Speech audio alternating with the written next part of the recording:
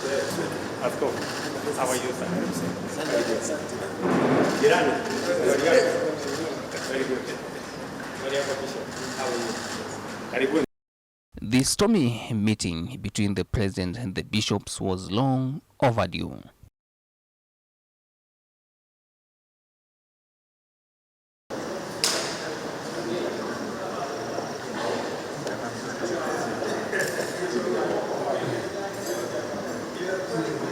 So,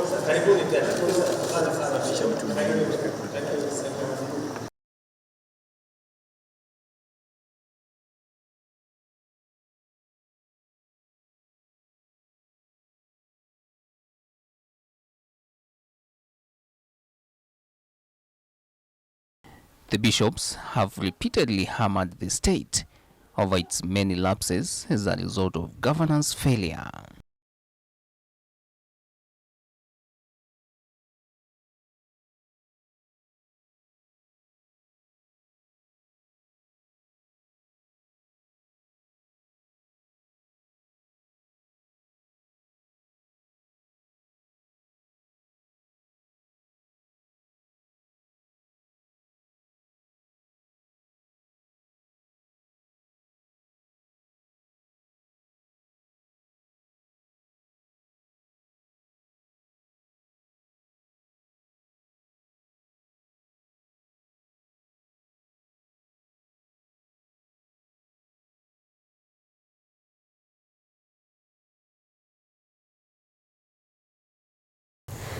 Good morning, ladies and gentlemen. Good morning. This morning we have the Women Rights Ambassadors of the Republic of Kenya. The Women Rights Ambassadors movement is here to address the nation on matters the rights of women. And it's a call, and myself, I'm Ambassador Esther Waringa, currently the President of Public Service Governance, and of course, a member of the Women Rights Ambassadors. Today, we are prompting a call to end cartels thirsty for women land and property in Nairobi and to the bigger picture, the Republic of Kenya. Ladies and gentlemen, the Constitution of Kenya 2010 protects the right of women. Article 27 stipulates that every person is equal before the law. And because I have the Constitution here, it is very wise that I refer to that article. The Constitution of Kenya is here. I give reference, or we as women give reference to Article 27. It talks about equality and freedom from discrimination. And I read, every person is equal before the law and has the right to equal protection and equal benefit of the law of the Republic of Kenya. Ladies and gentlemen, Article 40 of the same Constitution guarantees the right to property, ownership, anywhere in the Republic of Kenya. And I read Article 40 of the Constitution of Kenya, so that whatever we are to disseminate today is totally backed by the Constitution. Here is Article 40 of the Constitution. It says, protection of right to property. We are here as women who are really affected by whatever is going on, because women are the pillars of this nation. When the family is not stable, when the church is not stable, even the nation is not stable. We are perturbed that women really struggle to own whatever they have. You know, even in politics, because we're there. For a woman to acquire a seat, a political seat, you know, he has to work more than 3 times over men. And therefore, when you see women doing a lot of work and you own property, and then all of a sudden you are threatened you are told it's either you surrender or you face the consequences, when we know that some people have posed to be, we don't know, but they are supposed to be from offices that are supposed to protect us. They have visited some of the women that we know into their homes. And you can imagine people raiding your house for no reason. You've not been called for any investigation, whatever, or anything, and then you are harassed. Of course, there's a mother, and there's the pillar of the family. You know exactly what is likely to happen. And that's why we've said we have a government that indeed comes from the background of bottom-up, from the background of hustling, and most of the women are hustlers. We cannot have a mother hustling to take her children to education, to feed her families, and of course families, because of the extended members of the families. And then all of a sudden, after working even for 10 years, 20 years, over a slip of a word, your house is demolished, your institution is demolished, and Kenyans, it is evident, we have seen. Why do we have so many demolitions going on? Why? We have an issue of what you can offer so that you are protected. But as women of Kenya, we believe we are protected by the Constitution. We were part of the Constitution making 2010. And we put in place the rights of women, the right to own property, the right to acquire even positions. I was part of the team that came up with the 2/3 gender rule. How comes that even the implementation of what we said is still in the process as far as the women issues are concerned? Look at our parliament. We had talked of the 2/3 gender rule, though now we are going to 50-50. But have we even implemented this 2/3 gender rule so that women's voices can be heard? Today you take an issue even to parliament. But the issue of numbers really counts. Where are our women? Who is the voice of the voiceless of women? Where are we as a nation? We are happy because when this is analyzed and when we present whatever we have, we believe and we look forward to an institution, a neutral institution, which will not think in terms of money, but in terms of helping that woman who is right from at the grassroots, who has struggled to own her small property, and she cannot own it because of the issues of going to court. She cannot pay in the court. Going to those places where there are negotiations, this mother cannot make it, and all of a sudden, your property just goes with those who say maybe they have the power, whichever power we don't understand. And therefore, as women, we are here to say, women, move on, own your property, but before somebody gets away with your property, it is important the government addresses the issues. And that's what we are for, that women have the right to own property. Land is no longer for men.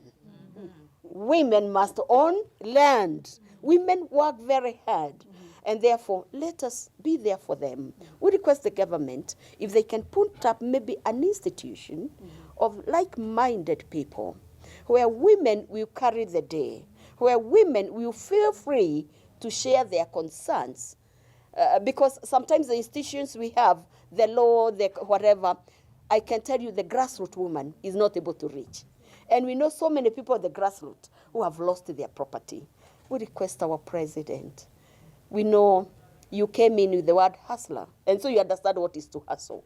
It is sad when a woman loses a property, when a woman loses something he has constructed with a lot of struggle, and nobody comes to secure, nobody comes to, to talk on her behalf. And so we are here. We've been there for women for many years. We have discussed many issues about women, and we believe even now the government will come in, because I know there are things that are not really out there. People may not know what is happening, even maybe our government. But shared information is important. We want to share with this information and want to encourage women down there. Don't stay alone. Don't fear. Come out. The Constitution protects us. Yeah. Let us not continue to lose property. The Constitution of Kenya, this Constitution, forbids limitation of any rights to enjoyment of property rights for any citizen, including the women of Nairobi and the women of Kenya. It is in this regard that we are sending a very strong message to His Excellency, the President of the Republic of Kenya, and to the public service agencies that deal with matters security and run in the country. Your Excellency, President William Samoei Ruto, the women of Kenya are in your heart. And you have alluded to this several times. Indeed, Your Excellency, you have elevated the women of Kenya to be at the top echelons of Kenya's leadership. During the just ended International Women's Day, Your Excellency the President, you made a commitment to protect and empower the women of Kenya in all spheres of national development. And I quote your statement: "We will expand our empowerment of women to further their full, robust, and effective participation in the country's decision-making processes." Your Excellency, our President, you pledged to continue supporting women in all their endeavors, including protection against any form of discrimination. Your government has made efforts to empower women and ensure that they are a key pillar in the country's growth and development. Your Excellency, this was evident in your appointment of more than 10 women ambassadors to different parts of the world and another 6 deputy diplomats on the International Women's Day 2024. This was in recognition of contribution of women in leadership in Kenya. We salute and congratulate your office, Your Excellency the President. But while you are putting all these efforts to empower the women of Kenya, we note, sadly, that some people within your administration and within our institution of service delivery in the Republic of Kenya are attacking and attempting to bring to naught your great effort towards taking women to the next level. And specifically, the efforts you are putting towards protection of women, rights to own land, and rights to own property in the country. Your Excellency, you said this during the International Women's Day 2024. I quote, "The women of Kenya must believe in themselves." You said this: "We will do as a government whatever we can do to support women, but women must start believing in themselves." That's the way to make progress. That was your statement to the women. Going by your statement, our President, Your Excellency, women of Kenya are therefore working very hard to economically empower themselves, and they have pooled resources and through sheer hard work started initiatives that have seen them own land and property in various parts of the country, including Nairobi. And echo to the women of Kenya who have started owning property in Nairobi. That is hard work. Can we clap for the women of Kenya? And echo to the women of Kenya. Yes, women, together we can. Women, together we can. Thank you. However, Your Excellency, we are noting a trend where there are attacks against women where some officers in our institutions of government and of service delivery have gone as far as threatening some of our women together with their sons. And our women have fled out of their houses due to fear. Some of them have been threatened and forcibly asked to relinquish their land. This is very, very serious. Some of our women have been threatened until they have fled from their houses together with their families just because they own land in Nairobi and in other parts of the country. Your Excellency, we believe you move with speed to address these cartels. Yes, yes. Yes, we can. Some of them have been threatened, I must repeat, and forcibly asked to relinquish, actually, their land that they bought out of their sweat and sheer hard work. Some people abusing our police service have posed as police officers and as DCI and have illegally arrested our women with no warrants of arrest.